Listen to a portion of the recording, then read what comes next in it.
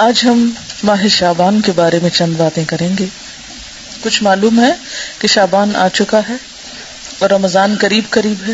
دیکھیے کہ رمضان جو ہے ایک فرض عبادت کا مہینہ ہے، لیکن رمضان میں داخل ہونے سے پہلے اس کا اہتمام شعبان میں ہی شروع ہو جاتا ہے، یا اس کے لیے ذہنی تیاری شعبان سے ہی شروع ہو جاتی ہے، اور پھر یکا یک سلسلہ منقطع نہیں کیا جاتا، بلکہ کیا کیا جاتا ہے، شوال میں بھی کچھ روزے نفلی رکھے جاتے ہیں. اگرچہ شعبان اور شوال کے روزے نفلی روزے ہیں، لیکن یہ رمضان کے آگے پیچھے ہیں. تو شعبان، رمضان اور شوال یہ خصوصی طور پر روزے جیسی فرض عبادت کی ادائیگی کے مہینے ہیں. اب آپ دیکھیے کہ عموماً ہم جب چھٹے ہوئے روزے ہوتے ہیں سال بھر نہیں رکھتے، اچھا ابھی رکھتے ہیں.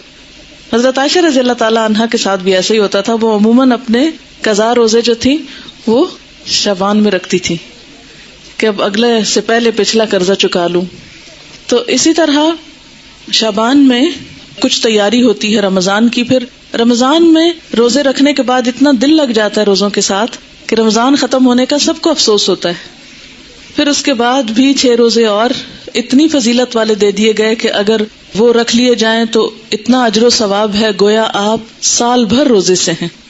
تو انشاءاللہ تعالی رمضان کی فضیلت اور برکت تو آپ رمضان سے پہلے سنیں گے ہی، اور مزید اپنے آپ کو تیار کریں گے.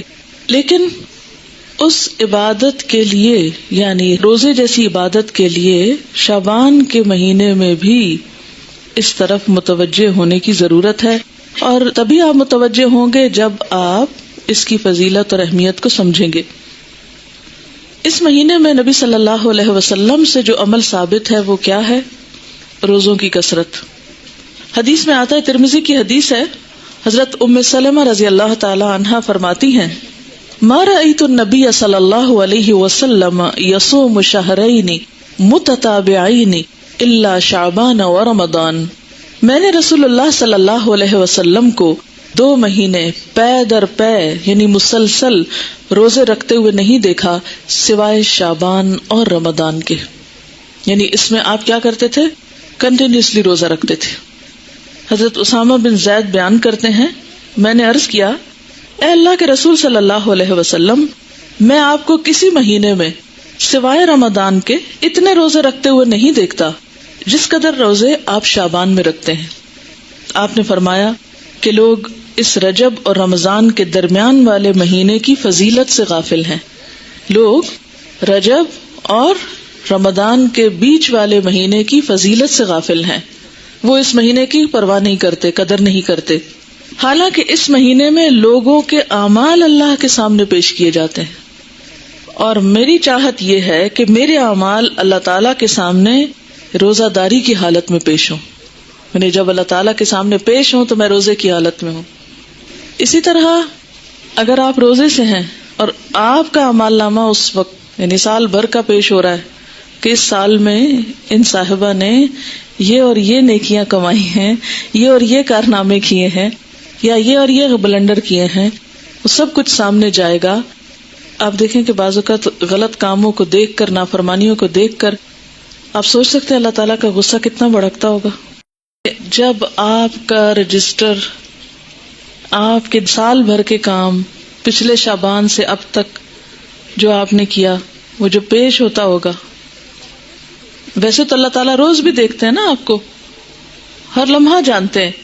روز آپ کا اللہ تعالیٰ کی نظر میں ہونا اپنی جگہ ہے، لیکن لکھے ہوئے اعمال، تصویریں کھینچی ہوئی آپ کی البم، تو سارے کے سارے جب ایک خاص انداز میں پیش کیے جاتے ہیں کہ یہ کتاب تیار ہے، اتنا عمل زیادہ، اتنا کم ہے، اور ہم اس سے غافل ہوتے ہیں تو اور تو کچھ نہیں کر سکتے. ایٹ لیسٹ اس مہینے میں حسب توفیق نیکی کے کام کریں تاکہ اعمال نامہ جب پیش ہو تو اللہ تعالیٰ ہماری غلطیوں سے درگزر فرمائے. اور آخرت میں تو پیش ہونا ہی ہے نا. یومئذ تعرضون لا تخفی منکم خافیہ، اس دن تم پیش کیے جاؤ گے، تمہاری کوئی چھپی ہوئی بات بھی چھپی نہ رہے گی. جو آج دنیا میں چھپا ہوا ہے نا وہ وہاں چھپا نہیں رہے گا.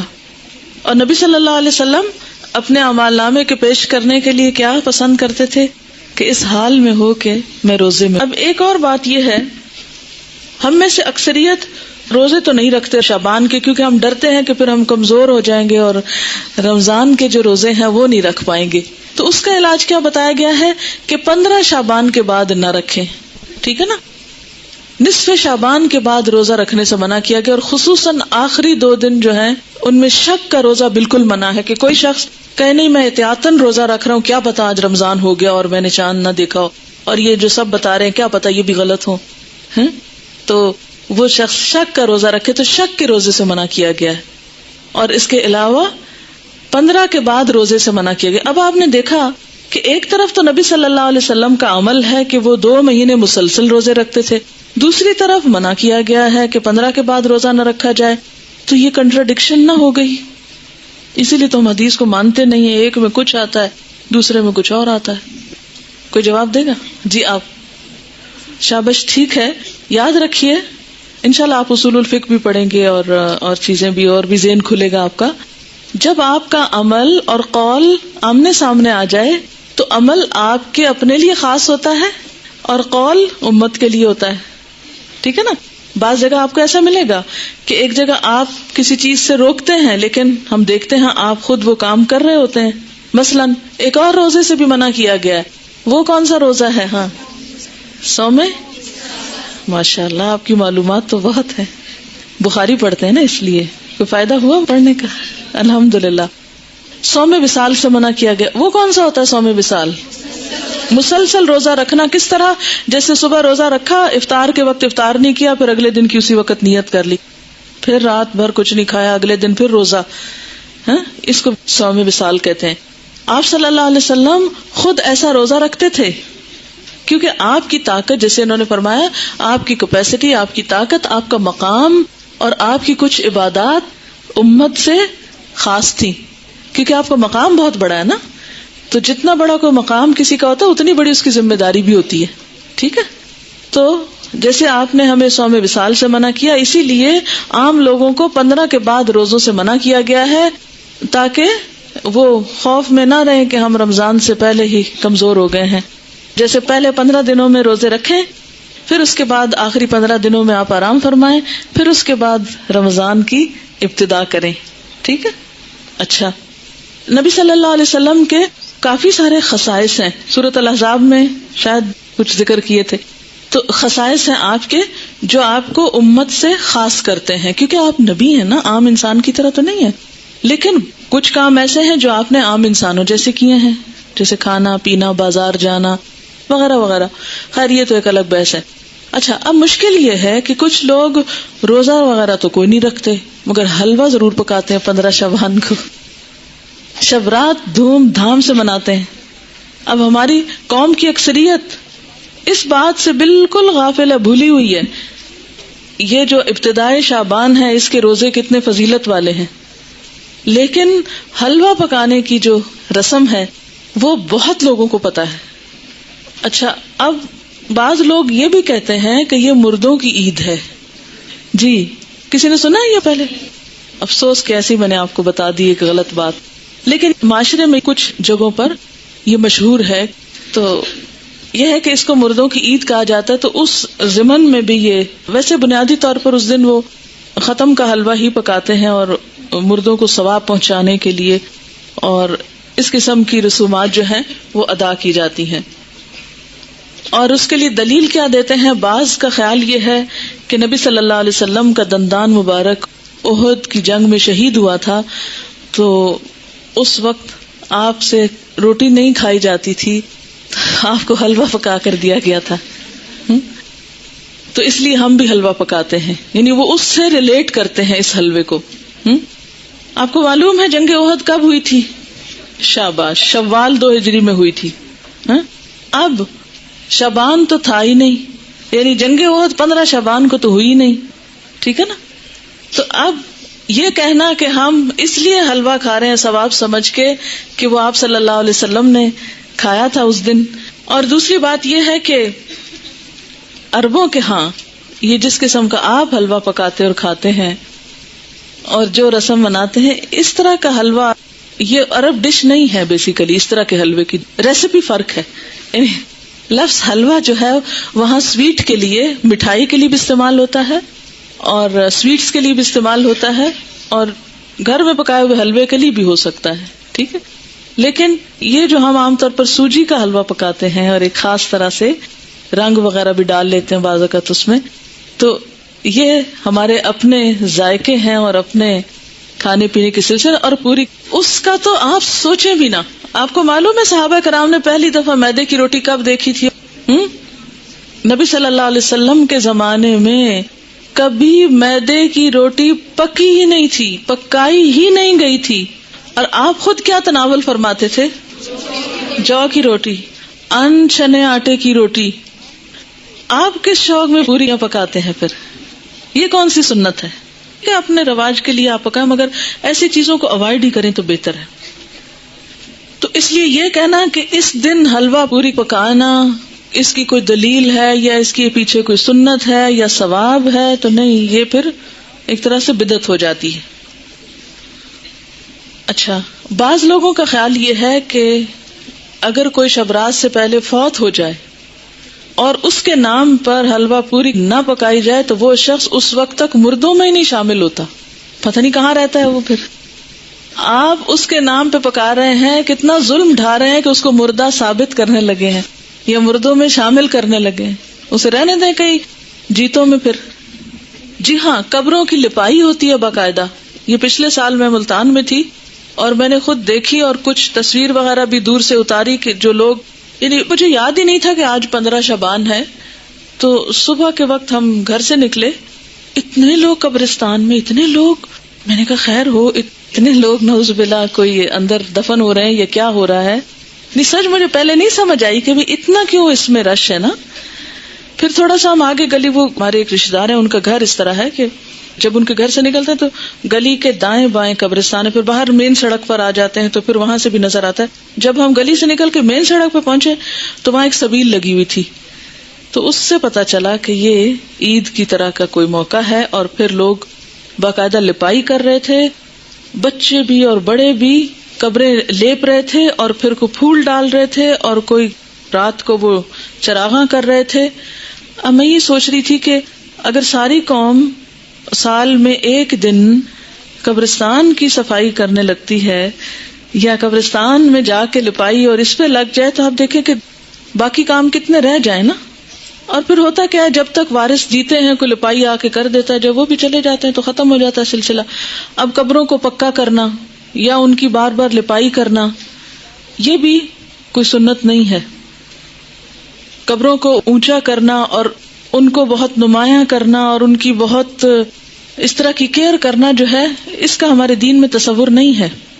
مردوں کا احترام لازم ہے، اس کے لیے اچھی گہری قبر کھودنے کے لیے کہا گیا، کھود کے پھر اس کے سائڈ پر زمین کھود کے بغلی قبر کا بھی حکم آتا ہے. وہ زیادہ بہتر ہے بنسبت اس کے کہ آپ تھوڑی سی قبر کھود کے اور پھر اوپر سے سنگ مرمر لگائیں یا کوئی اور. یہ چیزیں پھر ایکسٹرا ہیں، اس سے وقت بھی سرمایہ بھی ضائع ہوتا ہے. مردوں کو جو چیز فائدہ دیتی ہے وہ حلوہ پوری نہیں ہے، وہ آپ کی دعا ہے جس کے لیے آپ 15 شعبان کا انتظار نہ کریں. کب کریں وہ دعا؟ ہر روز کریں، ہر روز نماز پڑھیں اور کہا کریں ربنا اغفر لی ولوالدی وللمؤمنین. اس میں سارے قبروں والے آ جاتے ہیں. وللمؤمنین یوم یقوم الحساب. صرف قبروں کے اندر والے نہیں آتے، باہر والے بھی آتے ہیں. المؤمنین، اتنی تو گرامر پڑھ لی ہے نا. ال لگ جائے اور پھر جمع کا بھی ہو ساتھ، سارے مومن آ جاتے ہیں، زندہ ہو کے، من الاحیاء والاموات سب آ جاتے ہیں. تو بنیادی طور پر اس رات میں نہ تو کوئی حلوہ پکانے کا حکم ملتا ہے اور نہ ہی دن کو قبروں کی لپائی کا حکم ملتا ہے اور نہ ہی اس قسم کی کوئی خاص اس دن کی کوئی عید ہے. اور پھر اسی طرح یہ ہے کہ بعض لوگ اپنے گھروں کی خاص صفائی کرتے ہیں اس دن. ہو سکتا ہے آپ لوگ نہ کرتے ہوں لیکن یہ رواج بھی ہے. اور ایک مخصوص جگہ پہ حلوہ چپاتی رکھتے ہیں، لپائی وغیرہ کر کے، تو ایک خاص کارنر جیسے ہوتا ہے. اور بعض لوگ اس کے ساتھ موسمی پھل اور مٹھائیاں وغیرہ بھی اس جگہ یعنی ایک سجاوٹ کرتے ہیں، بوفے کی طرح بنا لیتے ہیں اس کارنر کو. اور پھر ساتھ یہ بھی کہتے ہیں کہ لبان اگر بتی بھی تھوڑی سی ساتھ جلاتے ہیں کہ یہ مردوں کی فاتحہ ہو رہی ہے. آپ دیکھیں کہ مردے کو کیا کیا چیز فائدہ دیتی ہے. جب ایک شخص فوت ہو جاتا ہے تو کیا کیا چیز کرنی چاہیے؟ جی آپ فرمائیے. انسان قبر میں تنہا اترتا ہے، صرف ایک چیز ساتھ اترتی ہے اور وہ انسان کا اپنا عمل ہے. ٹھیک ہے، باقی دو چیزیں واپس آ جاتی ہیں، اولاد اور مال، جیسے غلام وغیرہ ہوں یا اور کوئی گاڑی جس پہ لے گئے اس کو، یا اس کے علاوہ بھی اگر کوئی چیز ہے تو یہ دو چیزیں جو ہیں واپس آ جاتی ہیں، مال اور اولاد. باقی عمل ساتھ اترتا ہے. ایک چیز، صرف ایک چیز، اگر وہ تھوڑے بہت کمی بیشی ہے تو پیچھے والے اب اس کے حصے کے عمل تو نہیں کر سکتے، لیکن نمبر 1 دعا کر سکتے ہیں جو مردے کو فائدہ دے گی. اور اس کے لیے آپ اس دن سے دعا شروع کیجئے جس دن سے وہ فوت ہوا، اور ہر روز کیجئے، اور اس میں آپ دیر نہ کیجئے، کرتے رہیے. دوسری چیز، علم ينتفع به، ایسا علم جس سے لوگ فائدہ اٹھائیں، یعنی اس کے نام پر سے مراد یہ کہ اس کی طرف سے. آپ کیا کریں؟ کسی بچے کو پڑھا دیں، کوئی اسکول بنوا دیں، کوئی کتابیں آپ لے کے لوگوں کو کوئی لائبریری میں رکھوا دیں، کوئی بھی علم کا کام، یا اس نے خود جو کچھ پڑھایا تھا اپنے اسٹوڈنٹس کو، یا کتابیں لکھی، یا کوئی اور اسی طرح کی چیز تیار کی. اور تیسری چیز جو اس کو فائدہ دیتی ہے وہ کیا ہے؟ صدقہ جاریہ. آپ اس کے لیے قربانی کریں، آپ اس کے لیے پیسے غریبوں کو دیں، مسکینوں کو کھانا کھلائیں، اس کی طرف سے صدقہ کر سکتے ہیں. ٹھیک ہے، لیکن خاص دن حلوہ پوری پکا کے، روشنی اگربتی جلا کے، اور ایک خاص سٹائل میں یہ سب کرنا جو ہے، یہ نبی صلی اللہ علیہ وسلم کی ایسی کوئی سنت نہیں ہے، اور نہ ہی ایسا دین کو مشکل بنایا گیا ہے جو ہر شخص کے بس کی بات نہ ہو. یعنی ہمارا دین ایسا نہیں کہ کچھ لوگ تو اس پر عمل کر سکیں اور کچھ اس پہ عمل کے قابل ہی نہ ہو. اب ہر شخص تو حلوہ پوری پکا نہیں سکتا. مثلا میں حلوہ تو شاید پکا لوں اگر پوری نہ پکا سکوں.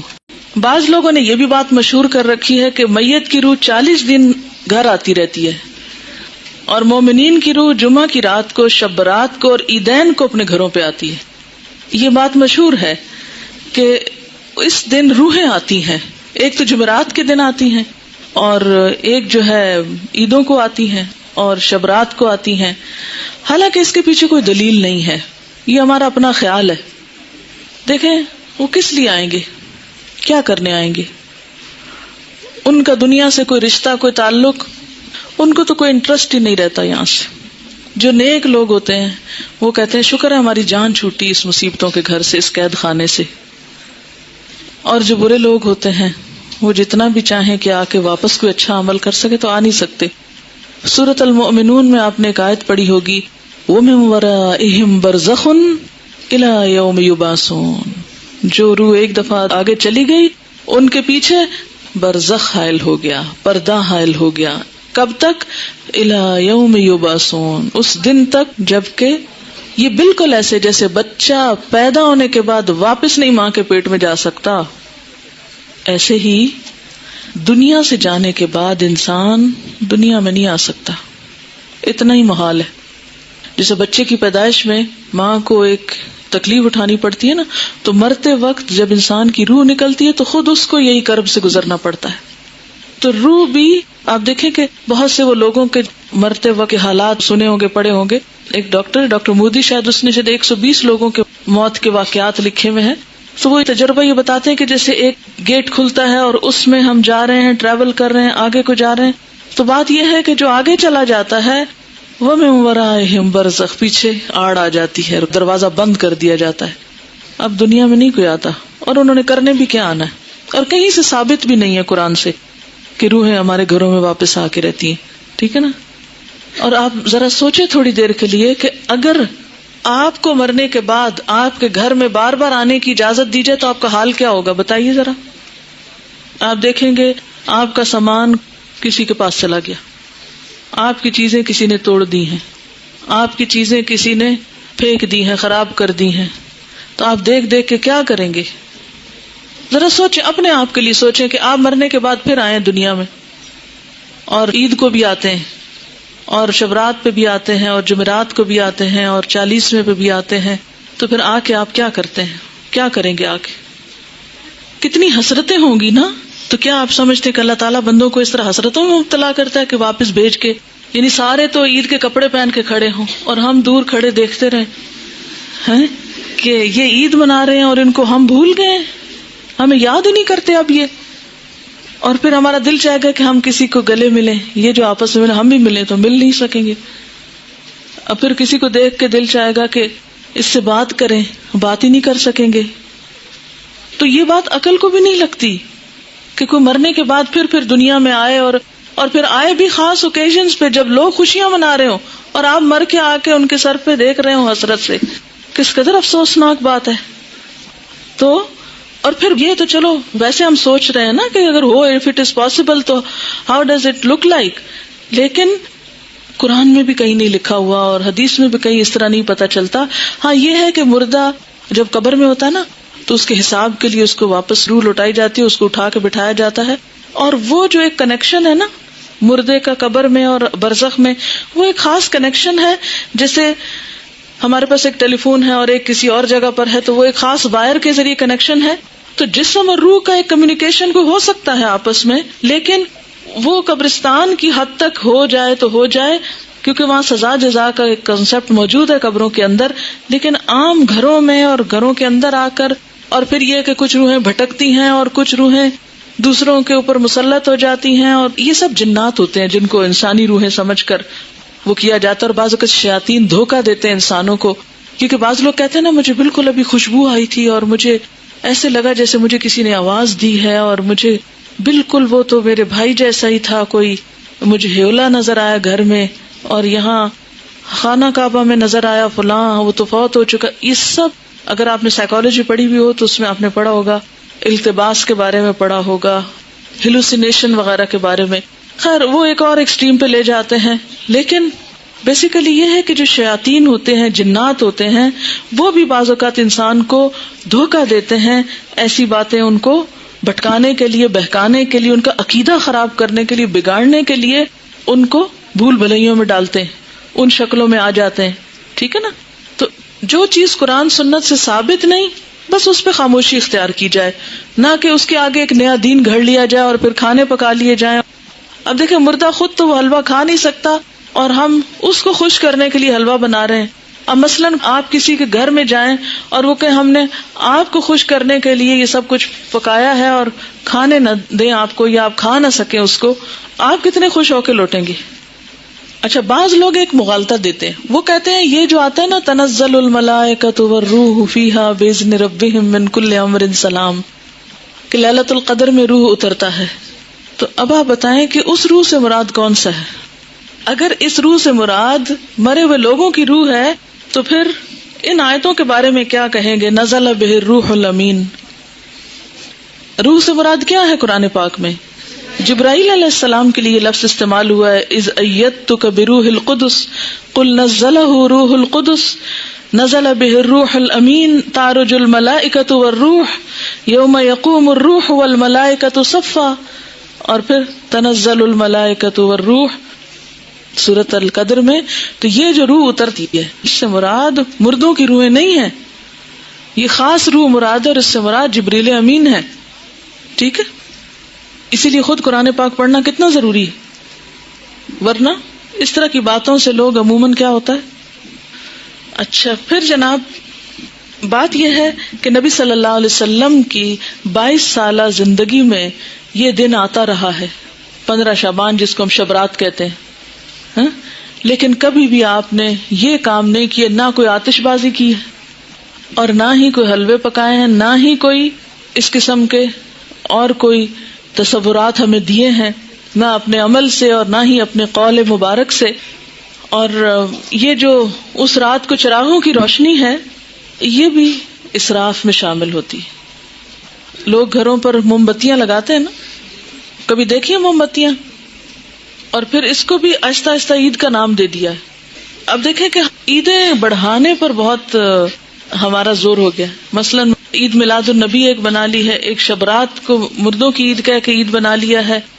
2 عیدیں پہلے تھیں جو آپ صلی اللہ علیہ وسلم نے بنائی، وہ تو اصل عید ہے. تو کیا یہ زیادتی کی بات نہیں ہے کہ دین میں اضافے کرتے چلے جا رہے ہیں؟ یعنی آپ نے تو اس کو عید نہیں کہا، نہ سیلیبریٹ کیا، اور ہم اس کو عید کے طور پہ سیلیبریٹ کر رہے ہیں. اصل میں ہندوؤں کے ہاں ایک دن ہوتا ہے دیوالی کا، اس میں اس قسم کے کام ہوتے ہیں. مخصوص گھر لیپا پوتی کرتے ہیں، مخصوص کارنر پہ کھانے حلوے پکا کے رکھتے ہیں، چراغاں کرتے ہیں.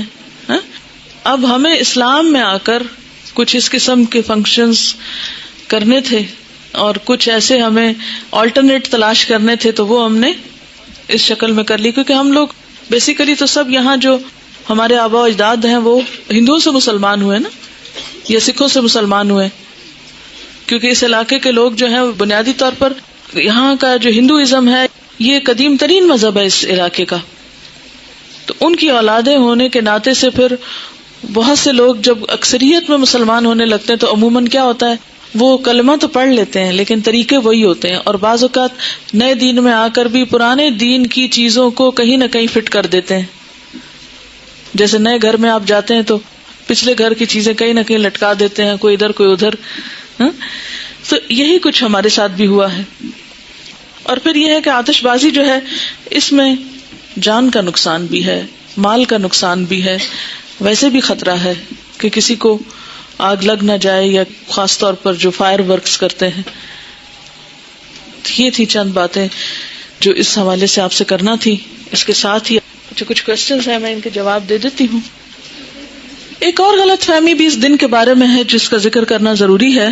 بہت سے لوگ یہ سمجھتے ہیں کہ اس رات کو تقدیر کے فیصلے ہوتے ہیں، 15ویں شعبان کو، ٹھیک ہے، کہ تقدیر لکھی جاتی ہے، اور اس کو کر دیتے ہیں مکس کس کے ساتھ؟ لیلۃ القدر کے ساتھ. لیلۃ القدر جو ہے وہ رمضان کی رات ہے. قدر کا کیا معنی ہے؟ نمبر 1 تقدیر، نمبر 2 اندازہ، نمبر 3 تنگ ہونا. اس رات اتنے فرشتے اترتے ہیں کہ زمین تنگ ہو جاتی ہے ان کے لیے. نمبر 2 یہ کہ وہ بڑی قدر و قیمت والی رات ہے کہ قرآن نازل ہوا تھا، انا انزلناہ فی لیلۃ القدر. اچھا، تیسری بات یہ ہے کہ اس لیلۃ القدر میں تقدیر جو ہے بندوں کی وہ فرشتوں کے حوالے کی جاتی ہے. تنزل الملائکۃ والروح فیہا باذن ربہم من کل امر. تو سارے امور جو ہیں زمین پہ جن کی ایگزیکیوشن ہونی ہے وہ فرشتوں کے سپرد، یعنی سال کا بجٹ دیا جاتا ہے. یہ سارے کام رمضان کے آخری عشرے کی کسی ایک طاق رات کو ہوتے ہیں جس کو لیلۃ القدر کہا جاتا ہے. یہ 15 شعبان کو نہیں ہوتے، ٹھیک ہے. بات یہ ہے کہ قرآن پاک میں آتا ہے وما نہاکم عنہ فانتہوا، جس چیز سے نبی صلی اللہ علیہ وسلم روکے اس سے رک جاؤ، ٹھیک ہے. تو آپ جب روکتے ہیں ایک بات سے کہ 15 کے بعد نہیں روزے رکھو، تو پھر ہم یہ نہیں کہیں گے چونکہ آپ نے رکھے تو ہم آپ کی سنت فالو کر رہے ہیں، ٹھیک ہے.